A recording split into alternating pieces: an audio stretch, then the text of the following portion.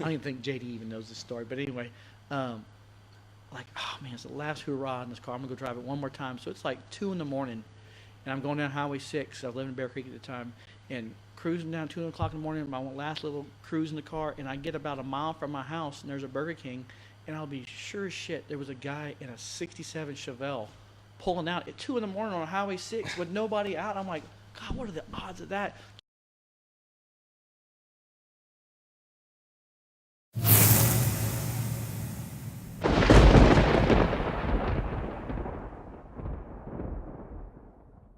I remember So having a conversation with you when I was working on the Nova, and you were telling me about you got the opportunity to restore Frank Beard's 6 of them total. 6 of them. Hmm.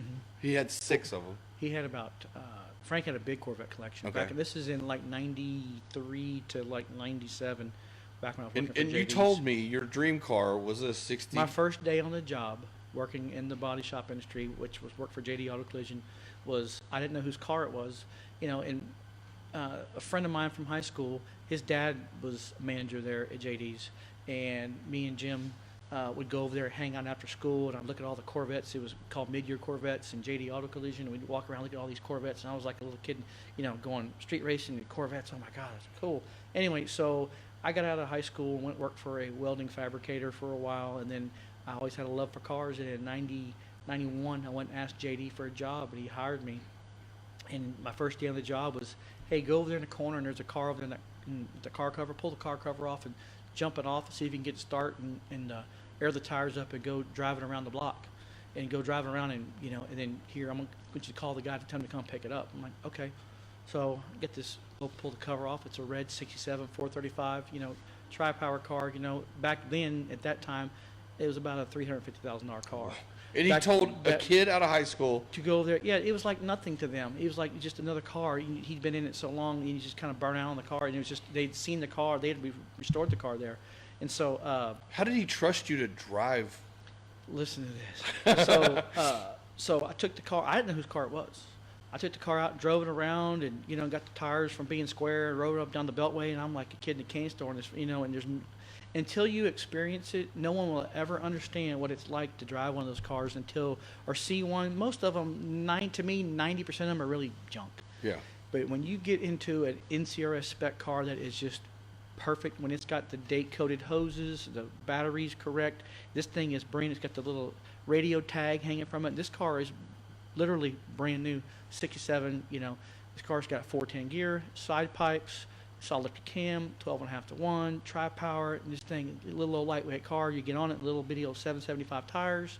I mean, yeah, second gear, you hear on the mobile, man, that car burr rubber in all 4 gears. Well, that car, back then, that was like, the car ran like 1240s with slicks on it back then. They were Wow. dumping the clutch. If you read all the stuff about it from back in the day. So here I am in 91 driving this car. I'm driving down the Beltway. It just opened up a couple years, and I'm on the feeder and going through the gears, and just, God, this thing was just awesome. So I get back, and JD goes, hey, call this guy up, tell him to come pick it up. And I'm like, look at the name, and he started looking at me smiling, and I go, what? I go, Frank Beard. He goes, is that Frank Beard? Frank Beard? He's like, yep.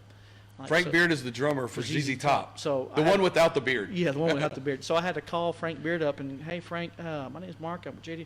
JD wanted me to call you and tell you to come get your car out of here. Oh, you tell JD, kiss me. Oh, shit. Okay.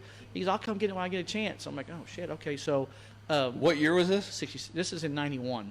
And this is a So 67. you're calling his home. Yeah, I'm calling. No, no, it was, you're right. It was his home. Yeah, because he didn't have a cell phone. It was his house, his home number. And so, yeah, I called a couple of times and finally he answered, and yeah, he said, I'll tell JD I'd come get it when I get a chance. So, I put it back in the corner, put the cover on it. 2 months goes by. JD said, call him back and tell him he's got to get this thing. I'm tired of babysitting it. So Frank's like, look, I don't have any more space. I've already got cars out of my ears. Anything you can do with it? He goes, I could take it home. He's like, all right, fine, take it home. So He never met you. Never. Well, he met me. Oh. I met him at the shop. Okay. And he goes, just take it home. He goes, I'll pay you to keep up with it. If you can just take it home and drive it, And so this car had like 18 miles on the odometer since it was brand new. This is a brand new 6.7. So here I am in 1991.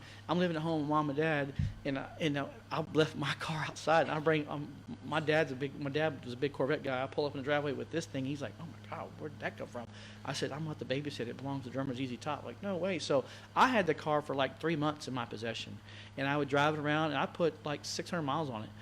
Just driving it. I drove it to Westheimer a Was few it times. was it nerve-wracking driving his car, knowing you're in? No, it wasn't bad. It wasn't bad, but it was just crazy because we started restoring cars for him. We did more of them, and anyway, as time went on, that time with that car, he goes, I'm gonna start selling them. So we advertised them back in Hemmings Motor News, and at that time Hemmings was the big thing. It still is a little bit today, but not like eBay is. But long story short, we advertised it, and a guy from Florida came in, and knowing that it belonged to Frank Beard, was going to fly in. We're going to pick him up at the airport. So Frank called me and goes, hey, I got a guy going to come look at the car today. Can you bring it to the shop so I can show it to the guy? I'm like, sure. So I'm like, God, we're going to sell this car. I've had this car for like 3 or 4 months. I had the car. So the last night, it was a Sunday night. The guy's flying in Monday morning to come look at it. And I don't even think JD even knows this story. But anyway, like, oh, man, it's the last hurrah in this car. I'm going to go drive it one more time. So it's like 2 in the morning. And I'm going down Highway 6. I was living in Bear Creek at the time.